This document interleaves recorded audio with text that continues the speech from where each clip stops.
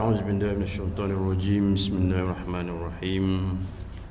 السلام عليكم ورحمة الله وبركاته. الفاتحة. أعوذ بالله من الشيطان الرجيم. بسم الله الرحمن الرحيم. الحمد لله الرحمن الرحيم مالك يوم الدين إياك نعبد وإياك نستعين اهدنا الصراط المستقيم صراط الذين أنعمت عليهم غير المغضوب عليهم ولا الضالين. Alhamdulillah Rabbil Alamin. Wassalatu wassalamu ala asyrafil anbiya'i wal mursalin wa ala alihi wa ashabihi ajma'in.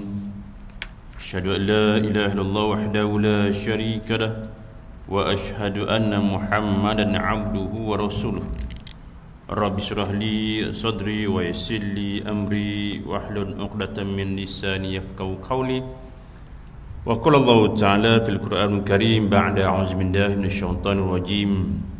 Ya ayyuhallazina amanu kulu min thayyibati ma razaqnakum washkuru lillah in kuntum iyyahu ta'budun.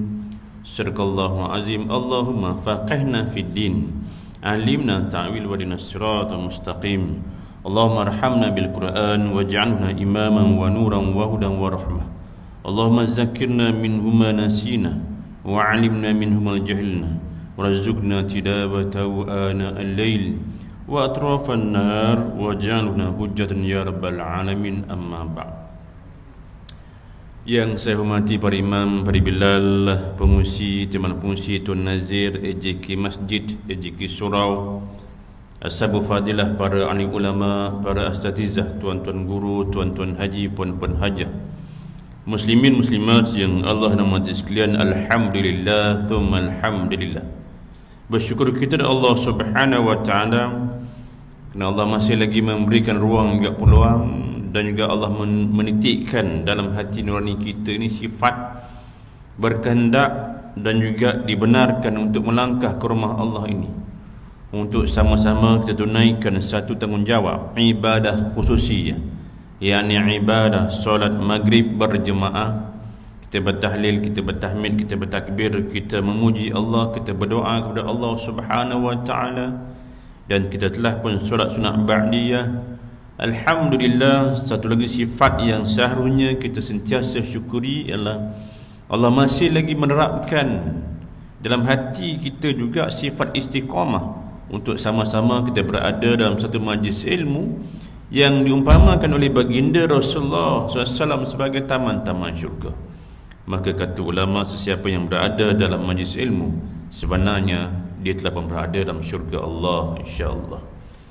Wahai ahli-ahli syurga sekalian, alhamdulillah pada malam ini saya juga diberikan kesempatan untuk meneruskan dalam pengajian kitab kita, kitab Halal wa Haram fi Islam karangan Dr. Yusuf Al-Qaradawi ini. Kita masuk kepada muka surat 35 yang membincangkan tentang prinsip yang kelima daripada 11 prinsip halal dan haram dalam Islam ini, iaitu prinsip tetap pada yang halal sahaja, memadai dari yang haram. Ya. Maknanya dah banyak sangat yang halal yang telah Allah berikan dalam muka bumi ini. Rezeki yang halal tu memang cukup banyak. Mengapa lagi kita nak terhegih-hegih nak mencari benda yang haram ini, sedangkan yang haram tu sikit je. Ya. Dalam kitab Halal wa Haram, dalam kitab Fiqh Islam wa Adillatu karangan Dr. Wabah Zuhaili, sebut hanya 10 je pun benda yang diharamkan secara dalam bab makanan ini, berasaskan kepada Allah yang telah Allah firmankan dalam surah Al-Maidah ayat 3 itu, hurimat alaikum maitatu waddamu wa lahmu khinzir wa ma uhilla bihi li ghairillahi bih wal munqaniqatu wal mawquzatu wal mutaraddiyatu wan natihah. Semuanya itu perkara-perkara yang disebutkan oleh Allah dalam Al-Quran. Yang lain tu semuanya adalah halal. Termasuk juga ayat yang lain yang Allah sebutkan dalam bab arak judi, innamal khamru wal maisiru wal ansab wal azlamu rijsun minal syaitan. Itu arak judi dan juga tu nasib sembah berhala itu benda yang haram. Ya. ar-rashi wa murtashi finnar, orang yang makan rasuah, orang yang memberi rasuah, terima rasuah, dua-duanya masuk api neraka belaka yang Nabi sebutkan. Selain daripada itu, semuanya itu yang halal. Jadi dalam hal ini, mengapa kita nak mencari yang haram? Kalaulah tuan-tuan diberikan upah, tak banyak manalah, ya, maknanya Ustaz, ya, dia beri upah lebih kurang 1 trilion USD untuk buat satu pekerjaan, ya. 1 trilion USD ni kalau nak di-convert dalam RM, dia ada lebih kurang berapa sekarang, ya? 10 kan? 10 trilion ringgit Malaysia, tuan-tuan. Duit, bilangan duit. Saya ingat kalau duit RM1, RM10 tu penuh surau ni, ya? Diberi upah kepada tuan-tuan untuk buat satu pekerjaan, ya? Pekerjaan yang haram lah. Pekerjaan yang haram. Pekerjaan dia bukan minum arak, bukannya berzina, tak, bukan makan rasuah, tak. Pekerjaannya suruh penggal kepala ibu kita. Tuan-tuan nak tak nak ni? Kos dia adalah, upah dia adalah 10 trilion ringgit Malaysia. Itu pekerjaan. Saya rasa bukan setakat orang Islam, orang bukan Islam pun tak nak, tuan-tuan.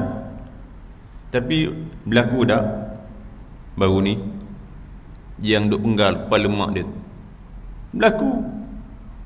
Tak ada upah pun, tuan-tuan. Tak ada upah apa pun, ya? Sebab mengambil benda yang haram, iaitu dadah, kan?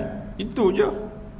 Jadi oleh kerana dadah itu sampai kepada membunuh, yang sampai kepada membunuh itu, ya, inilah yang kata kita banyak yang telah Allah berikan, famshu fi manakibiha, bertaburanlah rezeki yang Allah berikan dalam muka dunia ni cukup banyak, tuan-tuan.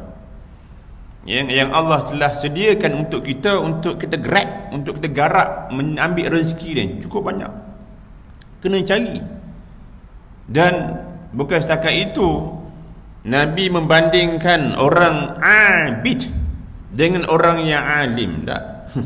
Orang yang abid ni duk dalam masjid ni, tuan-tuan, duk zikir, duk sujud, duk apa, tapi tak mau nak mencari rezeki yang lain, mengharapkan hujan emas dan juga perak yang turun daripada langit, hanya berdoa saja. Orang yang abid, orang yang alim, ya, orang yang abid lah adalah dia tak elok kalau nak dibandingkan dengan orang yang alim. Orang yang alim, dia belajar ilmu seperti tuan-tuan, mengajar pula kepada orang lain, mencari rezeki pula, buat rezeki orang lain dapat manfaat daripada kita, itu lebih baik daripada orang yang beribadat beratus-ratus rakaat untuk kita sujud, tapi hanya manfaat kepada diri kita sendiri, ya. So dalam hal inilah yang disebutkan bermula daripada apa? Bermula daripada yang masuk dalam tubuh kita ini, yang masuk dalam mulut kita ini, rezeki itu, ya, rezeki itu. Baik. Dalam prinsip tetap pada yang halal sahaja memadai dari yang haram ini, berkata tuan kita, antara kebaikan Islam dan apa yang didatangkan untuk memudahkan manusia secara umumnya, bahawa Islam tidak mengharamkan sesuatu ke atas mereka, melainkan ianya menggantikannya dengan perkara yang lain, kan? Arak tu mabuk, memang dah mabuk dah, ganti dengan fresh orange. Banyak fresh orange, ada watermelon, ada dah, dengan buah kiwi pun ada, banyak air yang lain lagi ada. Arak juga yang nak diambilnya. Mana satu Allah haramkan, beribu lagi yang Allah kan gantikan. Termasuk jugalah yang kata apa lagi yang Allah haramkan? Rasuah. Rasuah Allah berikan dengan rezeki yang lain banyak, ya? Dengan rezeki yang lain banyak, sedekah, banyaklah rezeki yang Allah berikan, ya? Jadi dalam hal ini yang lebih baik daripada yang diharamkan itu, yang mana dapat menutup kehendak mereka dan mencukupkan keperluan mereka. Allah mengharamkan zina, wala taqrabu zina, janganlah kamu menghampiri zina. Buat zina pun tak, memang haram dah, nak hampir pun tak boleh. Allah gantikan dengan nikah. Kan, bukan setakat satu, tuan-tuan. 4. Tak, Haji, angguk sajalah. 4 yang Allah gantikan. Maka boleh dimanfaatkan. Yang haram tu zina. Tapi orang kata yang haram tu sedap. Yang haram ni dia sedap sikit. Bila orang buat benda yang haram ni, kadang-kadang dia rasa bangga sikit. Tak, dia rasa bangga. Kami di hospital tu, hospital boleh dikatakan angka anak yang tak sah taraf ni, ustaz. Nak khabar anak zina takut haram kuat kan. Ini anak yang tak sah taraf. Ramai, setiap tahun meningkat bilangan yang kami kumpul tu. Satu Malaysia tu beratus-ratus anak yang tak sah taraf. Dan bila masuk je, bila kita cek balik, bapak tak ada. Konseling, konseling, tazkirah dia, nasihat sebagainya. Insaf dah sekejap masa tu, ustaz. Duk tengok depan, masuk pula orang sama. 6 tahun berturut-turut, 6 jantan yang berbeza. Hebat orang Malaysia. Benda haram kan haram. Dia bukan dia tak tahu haram. Bukan dia tak tahu. Jadi Allah mengharamkan zina itu menggantikan benda yang lain. Allah mengharamkan riba, mengharamkan riba, rasuah, itu Allah gantikan dengan rezeki-rezeki yang lain. Islam mengharamkan orang ramai untuk menilik nasib. Kan, tengok nasib kan. Kalau untung batu tenggelam kan, untung sabut timbul. Kalau dulu orang zaman dulu je kan, tengok dulu kalau nak keluar tengok bewak tu melintas serit ke dipusing balik. Tak, kalau bewak tu melintas terus, okey boleh pergi. Kalau bewak tu pusing balik, tak boleh pergi. Ada dulu saya pernah tanya orang duk masa kecil-kecil dulu kan, tumpang kereta orang kampung sebagainya, duk kita pun ya tak ya juga. Akal ketika itu. Tapi orang tua dah. Sama ada dia bergurau ke apa, tapi dia memang pusing balik pusing balik. Dia tengok kat situ. Jadi Allah mengharamkan tenung nasib ni kan. Orang yang duk tengok tilik tangan, duk berapa orang anak sebagainya kan, duk teka, duk judi. Allah haramkan azlam itu dengan tilik nasib ni. Dengan Allah berikan kita nak membuat dua pilihan ini dengan istikharah. Semayang istikharah, nak buat dua pilihan.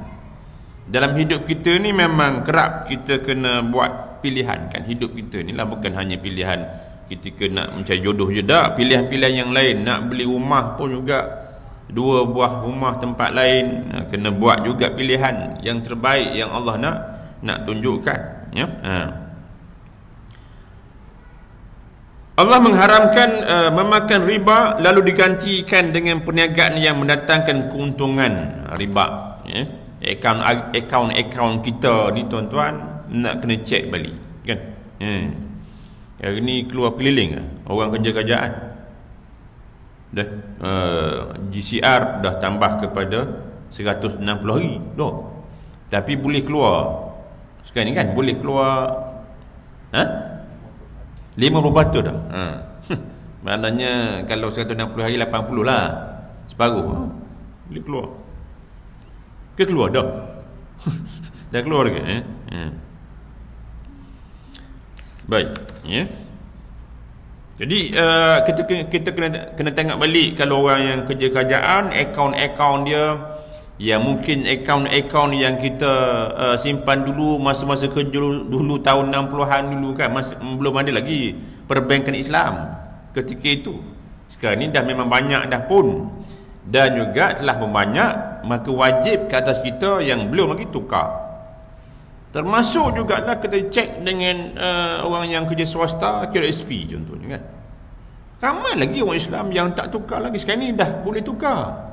Maka wajib ke atas kita kena tukar akaun tu kepada yang Islamik punya. Sebab kita dah ada pilihan. Yang mengapa lagi kita nak berada di tempat yang haram untuk selama-lama, kecuali darurat. Darurat tu lain cerita lah tuan-tuan. Termasuk jugalah dalam isu perubatan medical, banyak lagi perkara-perkara yang kita kena berpegang kepada konsep darurat ini, ya. Sebab sekarang ni kita dah ada pilihan banyak. Pilihan yang banyak, yang adanya lugu halal, yang ada tempat-tempat yang memang dia kena declare kan, dia kena declare ini adalah pig hair, ini adalah pig skin kan. Kalau kita sekarang ni masuk kedai-kedai hardware, kalau dulu kedai hardware tak ada yang wajib declare tentang brus bulu babi tu. Banyak kedai-kedai hardware orang Islam yang menjual babi, ya. Orang Islam menjual babi ketika itu, bulu babi banyak, ya. Bila kita explain balik, oh punya baru nak tahu. Tak apalah, sempat juga untuk kita tahu, ya. Ujung tahun lepas, dalam ujung tahun lepas lah, ya, saya balik Terengganu, lepas semayang tu pergilah minum-minum, sembang dengan seorang haji dah, nak kata pencen pun tak nampak macam pencen. Dia ni lebih kurang dalam dekat 60 dah. Saya tanya, Haji dulu sekarang ni kerja dah? Pencen dah Ustaz. Kerja apa? Kerja sendiri, dia kata kerja sendiri. Saya dulu kerja teruk Ustaz, kena masuk dalam lubang, ya, nak gali, kena masuk dalam lubang. Oh, nak buat apa je? Nak buat jambatan. Nak buat jambatan. Oh, Haji memang kerja tu? Ya, kerja tu, ya. Saya dapat kontrak tu. Maknanya buat jambatan, tuan-tuan. Kerja dia dulu buat jambatan, kontraktor jambatan. Termasuk juga kontraktor buat pipe bawah untuk gas Terengganu tu. Bayangkanlah kan, nak buat jambatan, bukannya nak buat parit surun, nak buat jambatan. Projek besar lah, projek besar, ya. Lepas tu sekarang ni Haji dah pencen dah. Sejak duk gaji pergi surah ni Ustaz, insaf tak nak dah berkecimpung dalam bidang kontraktor. Mengapa pula? Rasuah banyak Ustaz. Maknanya orang kerja, orang yang kontraktor ni, kita tak beri, orang nak pula. Biarlah, tak payahlah, ya. Jadi saya pun tak nak, saya pencen terus. Nasihat kalau nak masuk bidang kontraktor ni, fikir 10 kali lah Ustaz. Maknanya banyak rasuah sangat dalam kontraktor ni, ya. Tak, saya tak sebut semua, tak, ni dia cerita. Tapi saya dah dengar 2-3 orang jugalah, ya. So benda yang haram itu jangan duk dibuat. Banyak lagi pilihan-pilihan yang ada. Rezeki itu Allah yang berikan. Malahan kita lihat orang yang hanya menggunakan berniaga dengan hak Allah ini, tuan-tuan, dia boleh jadi kaya dengan rezeki itu. Minggu lepas saya pergi ke Sabah dan sembang-sembang dengan orang geng-geng minyak kan. Minyak ni, dia kata, Ustaz, satu lubang minyak tu boleh menghasilkan bertrilion USD tu. Satu lubang. Kaya Ustaz, dapat satu lubang cukup lah. Kaya minyak, tak makan lah kan. Sedangkan Allah yang sediakan, cuma kita pergi cari je. Itu hak Allah. Betul, orang yang berniaga dengan hak Allah ni, tuan-tuan, kaya. Malahan saya kerap sebutkan, kalau kita pergi nak sewa hotel lah, hotel tepi laut dengan hotel dalam bandar, mana yang mahal? Tepi laut lagi.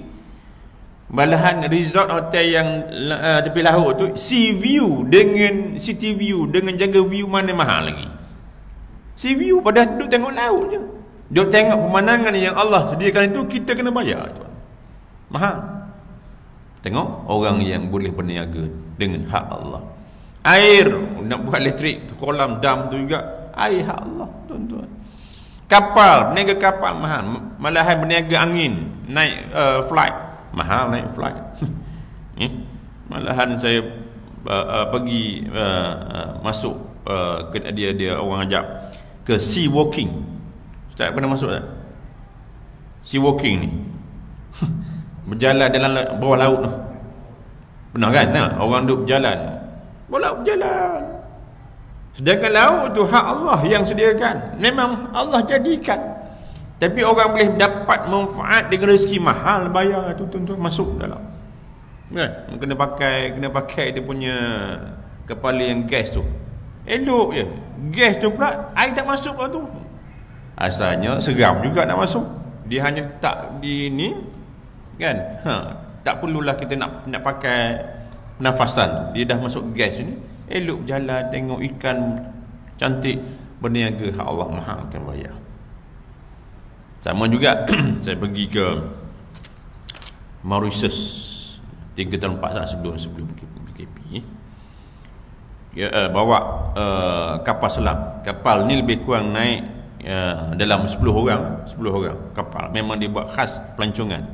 Masuk dalam tengok belayar di bawah laut dengan kapal itu pun juga menjadi bisnes. Negara Islam tak buat. Negara bukan Islam yang buat. Berniaga dengan hak Allah, tuan-tuan. Kaya. Ya, boleh kapal boleh menyelam. Kita tak ada kan? Kapal selam kita boleh selam tak? Tak boleh selam. Tengok orang yang boleh. Halal bagi halal. Kan? Jangan yang duk pergi mencuri hak orang lain kan? Rasuah yang banyak yang berlaku hari ini tu orang Islam. Orang Islam. Jadi adakah mereka tak baca kitab ni ataupun bagaimana, itulah yang merisaukan kita. Sedangkan banyak lagi perkara yang Allah sediakan. Baik. Islam mengharamkan manusia bermain judi lalu digantikan dengan musabakah. Musabakah ni bukan masuk musabakah Al-Quran tu dah. Maknanya berlumba-lumba. Ya, judi tak boleh. Naik kuda boleh tak? Lumba naik kuda, lumba lari. Tengok Nabi Muhammad SAW berlumba lari dengan Aisyah. Nabi kalah ke menang? Kalah weh. Maknanya nak berinya isteri kita ni happy, beri menang. Dah. Kan? Itu hak dia lah. Ya. Sebab tu yang kerap dah sebutkan bahawa perempuan kok mana pun dia nak menang juga. Dia nak menang juga. Tapi tak apalah, kita biarlah. Itu sifat orang perempuan. Sebagaimana yang saya kerap sebutkan bahawa perempuan memang dia minat sesuatu yang cantik. Kecantikan itu memang diminat. Sebab orang perempuan semakin lama semakin tak cantik. Betul ke perempuan? Jangan marah dah. Betul lah, orang perempuan makin lama makin tak cantik. Sebab tu dia memerlukan kepada kosmetik. Dia tak boleh hidup tanpa kosmetik. Kan? Orang lelaki semakin lama semakin handsome. Sebab tu dia tak perlukan kosmetik. Tak perlu dah. Tak perlu. Sebab dah makin lama semakin handsome. Sebab tu ramai minat lah. Makin lama lelaki ni jangan duk terbaik main. So Allah mengharamkan judi tapi memberikan pilihan-pilihan yang lain. Judi ini bukan hanya main down trope je. Masuk juga jackpot. Tak. Jackpot. Saya tengok di area Putrajaya ni tak ada lah kan. Yang ada kedai ko kan. Tak. Kedai ko ada sini tak? Ada. Putrajaya pun ada kedai ko. RM2. Kedai RM2. Kalau di sebelah-belah yang tempat yang banyak Felda, sebab saya orang Felda masa sekolah dulu. Kita ramai orang peroka Felda, dia orang duit ada kan. Pergi keluar ke bandar tu bukan main judi, yang duk main judi dalam kebun sawit tu memang dah lah dia lempang ni. Yang muda sikit duk pergi bandar yang duk main jackpot, yang tak duit, tukar duit kan. 7 dapat. Tapi tak ada orang kaya. Ya. Judi ni memang tamak. Orang yang tamak. Tamak ni kalau kita lihat dalam kitab hikam sebutkan, tamak ni ada tamak yang terkeji, ada tamak yang terpuji tak? Tamak yang terkeji ni ialah macam ni lah, yang kata judi nak juga tapi akhirnya tak ada. Ya. Tamak yang terpuji ni belajar ilmu lah. Tamak belajar ilmu. Ya. Tamak untuk nak bersedekah. Itu terpuji. Kalau tamak nak mencari harta dunia, terkeji. Dah. Kita nak mencari harta dunia ini disebut sebagai yang terkeji. Tapi bila dah dapat harta dunia ini, kita sedekahkan balik, dia akan jadi terpuji balik. Itu kalau kita baca dalam kitab Hikam, sebutkan dalam bab tamak, tamak, tamak ni bunyi dalam dah, huruf ta mim ain ni bunyi dalam, tak berapa nak ni, ya. Baik. Jadi Allah mengharamkan judi, gantikan dengan pertandingan yang lain yang tidak melibatkan perjudian. Ya, dalam bab memancing pun juga kena berhati-hati jugalah orang yang menganjurkan mancing ini. Pastikan orang yang yuran-yuran yang dikutip itu tidak digunakan untuk hadiah. Kalau yuran yang dikutipkan untuk dijadikan sebagai hadiah, dianggap juga sebagai perjudian, judi. Karena kalau yuran itu untuk nak makan, sebagai baju, itu lain cerita. Kalau dianggap sebagai hadiah, dia termasuk juga dalam perjudian, ya.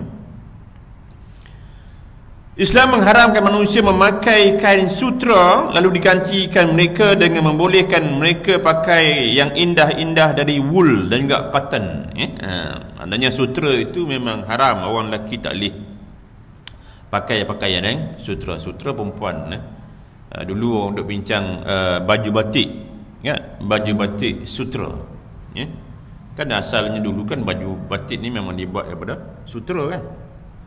Kalau sutra orang lelaki tak boleh pakai, ya. Orang lelaki haram untuk nak pakai sutra, ya. So kalau nak pakai sutra kena tanya betul-betul lah, adakah sutra tu lebih daripada kain yang lain ataupun tidak. Kalau tak, pakailah yang bukan daripada sutra batik. Sekarang ni klip batik biasa dah. Sekarang ni dah banyak dah, bukan asal daripada sutra lagi, ya. Digantikan dengan wool, bulu. Tu pun juga bulu, nak tengok bulu jenis apa.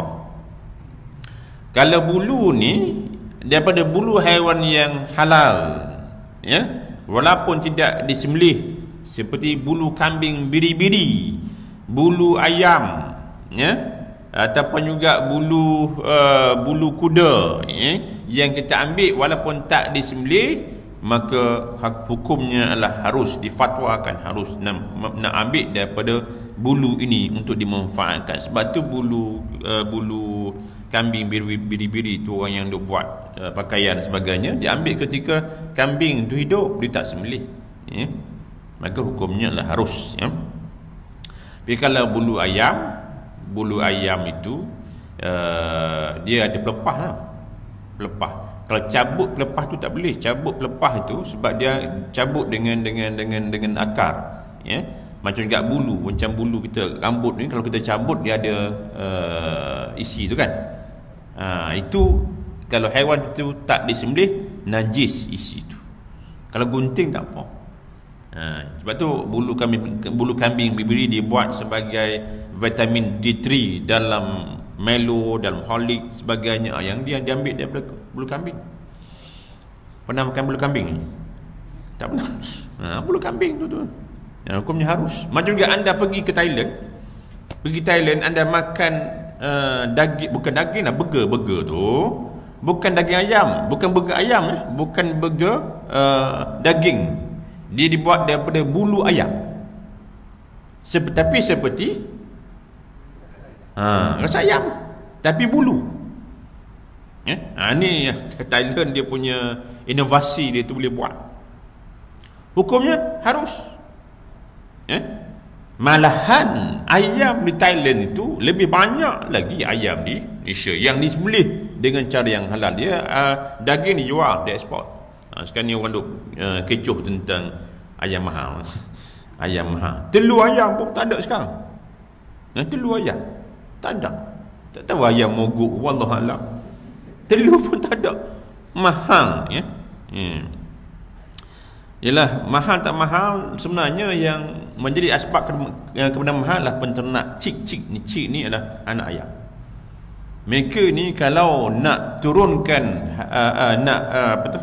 turunkan harga ayam, ya, dia akan banyakkan. Nak naikkan harga ayam ni tuan-tuan, dia akan bakar anak cik yang sehari ni dia akan bakar. Ya, bila bakar anak ayam ni, maknanya ayam tu akan jadi kurang lah. Bila kurang tu dia akan harga mahal. Kalau pemborong ayam yang sembelih ni, margin dia sikit je untung. Yang untung besar adalah di penternak yang cik yang bela anak ayam sehari ni, tuan-tuan. Ya? Dan kita kena terima hakikat bahawa semuanya itu adalah orang bukan Islam. Ya? Semuanya itu adalah orang bukan Islam yang duk bela anak ayam. Ya? So anak ayam tu juga dia akan berikan suntikan. Macam juga anak kita lah, kecil lu pun diberikan suntikan juga.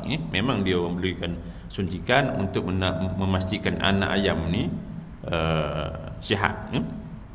Sebab saya lu bila pergi tengok yang ayam mas tu kan, dia memang daripada kecil. Ayam tu daripada kecil, sehari tetas pun dalam bekas telur tu, tetas keluar. Kalau yang tak ikut spek dia akan buang.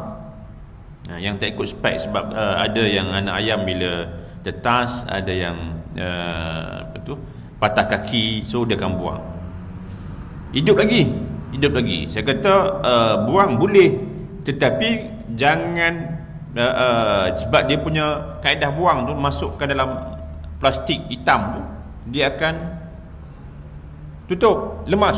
Tak boleh, saya kata haram, perbuatan yang haram. Membunuh itu dengan cara yang tak ihsan. Sedangkan Nabi kata innallaha kata bil-ihsana ala kulli syai'. Allah mengarahkan, mewajibkan kata kita berihsan ala kulli syai', atas apa jua pun. Fa iza qataltum fa asnu qitlah. Bila nak membunuh, perelokkanlah juga pembunuhanmu itu. So saya kata bahawa kena sembelih jugalah. Yang umur sehari ni tuan, nak sembelih macam mana? Kecil je, cik kecil. Adakah nak menggunakan pisau? Saya kata cari gunting kan, gunting kap tu dengan syarat sembelih dia mati. Kan? Sebab itu adalah SOP lah.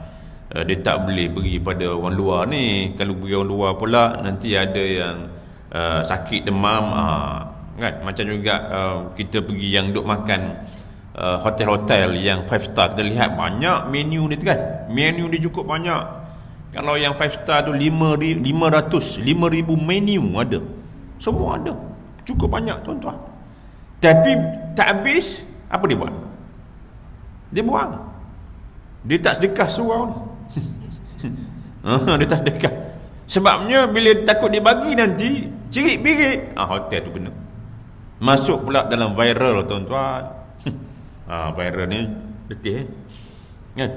Macam viral yang budak mencuri duit tabung masjid tu kan, tabung surau tu. Kat mana? Sini ke? Surau ni ke? Ada. Marah fungsi.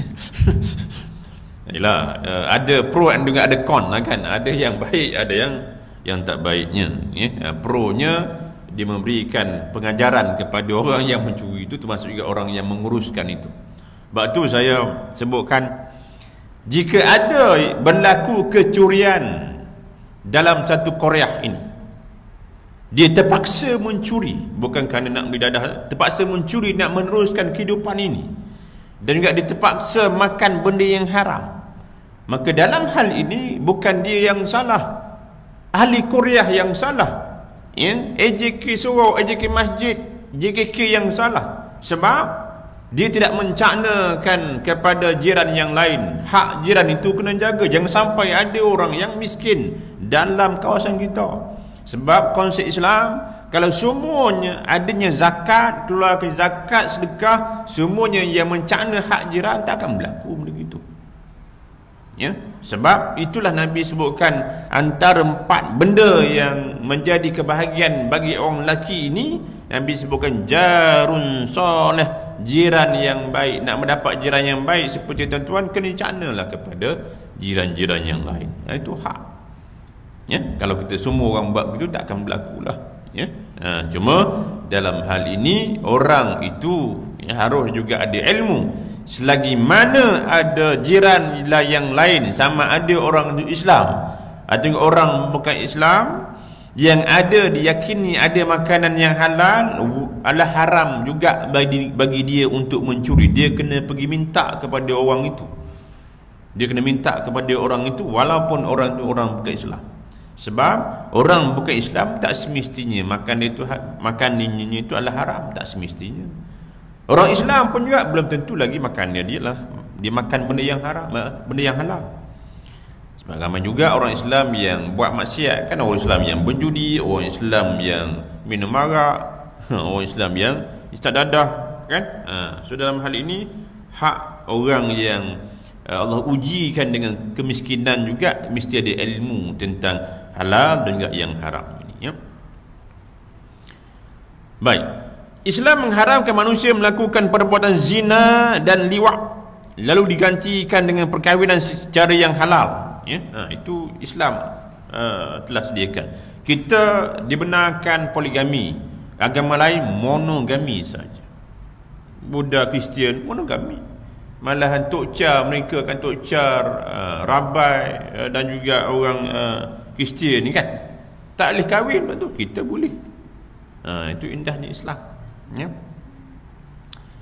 Islam mengharamkan manusia meminum minuman yang memabukkan lalu digantikan dengan lain-lain minuman yang enak yang dapat dimanfaatkan oleh jiwa dan badan, ya. Arak berapa ringgit stik? RM1 tak nak beli. Mahal lagi tuan-tuan daripada fresh orange. Ya, tapi orang nak juga sebab style, ya. Ni azan ber. Okey, sila.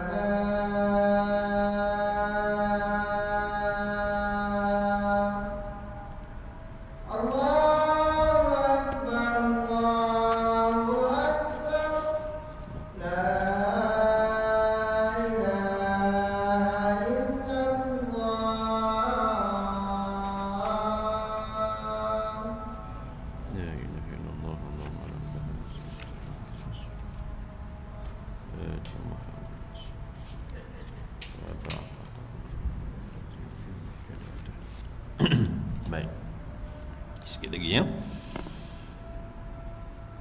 Di Islam mengharamkan manusia meminum minuman yang memabukkan, ya, lalu digantikan dengan lain-lain minuman yang enak, ya. Banyak lagi minuman fresh orange, teh tarik sebagainya, kan, Neslu, kan.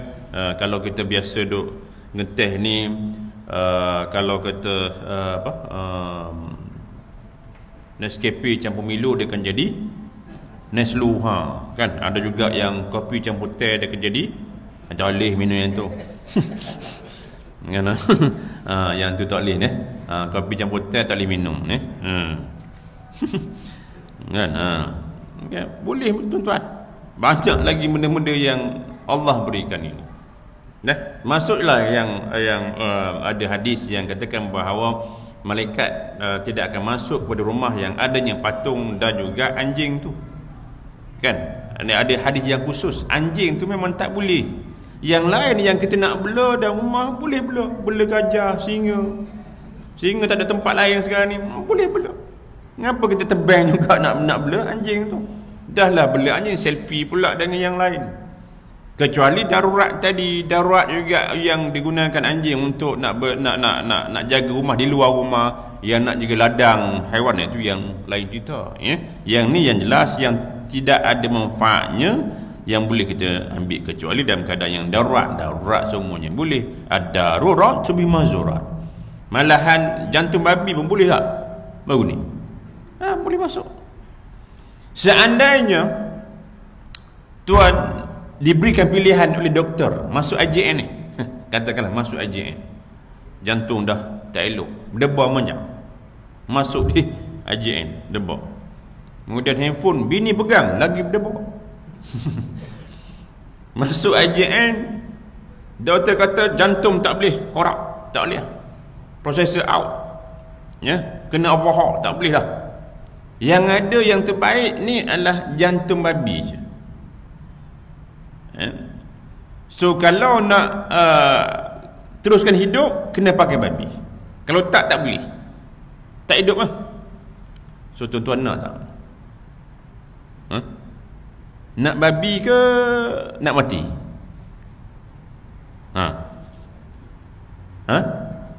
Nak mati? Ya, tak apalah haji dah, harta banyak dah, semua dah, anak besar-besar dah. Ini bini comel lagi, anak kecil-kecil lagi dah. Macam mana? Dah. Kalau tanya hak yang pencen dah ni lagu tu lah. Tanya hak yang muda-muda ni, nak hidup lagi dah tak? Tapi kalau kata pencen sekalipun, kalau kita pilih untuk nak mati, maka dia termasuk wala tulku biaidikum ila tahlukah, anda telah membunuh diri sendiri.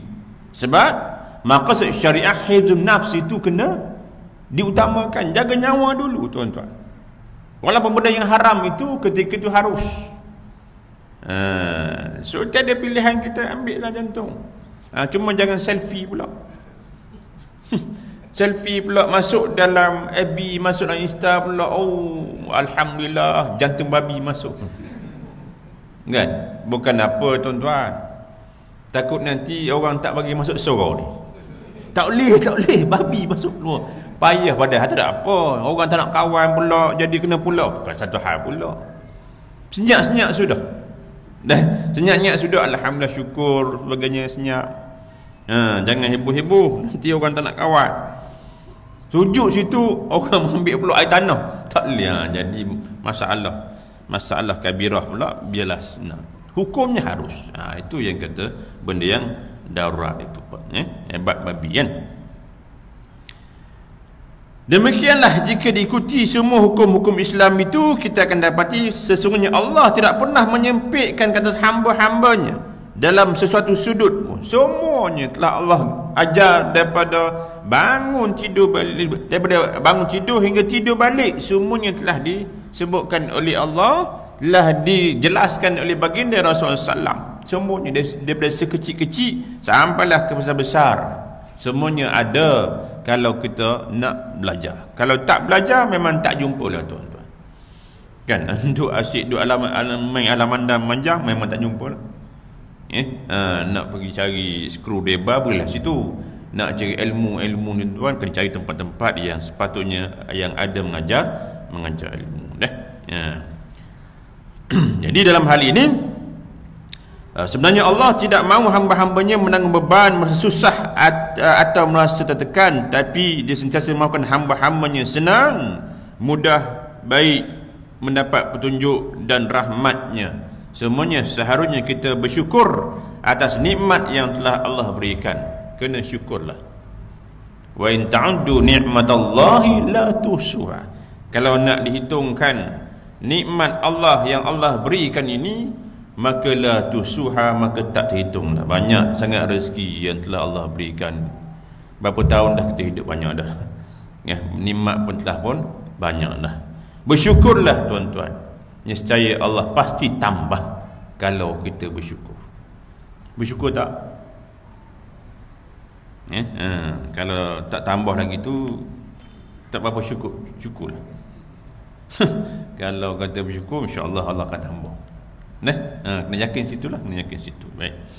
Saya rasa itu saja yang sempat untuk saya nak kongsikan dengan tuan-tuan dan sekalian dalam bab yang membincangkan tentang memadai perkara yang halal, ya. Tak perlu lagi kita nak ambil benda yang haram. Ini cukuplah. Banyak benda yang telah Allah berikan, tapi kena cari. Apa yang baik datang daripada Allah Subhanahu Wa Taala. Yang tak baik itulah kelemahan-kelemahan saya sendiri. Jika ada pandangan-pandangan yang lebih baik, maka ambillah pandangan-pandangan tersebut. Sekian, Assalamualaikum warahmatullahi wabarakatuh.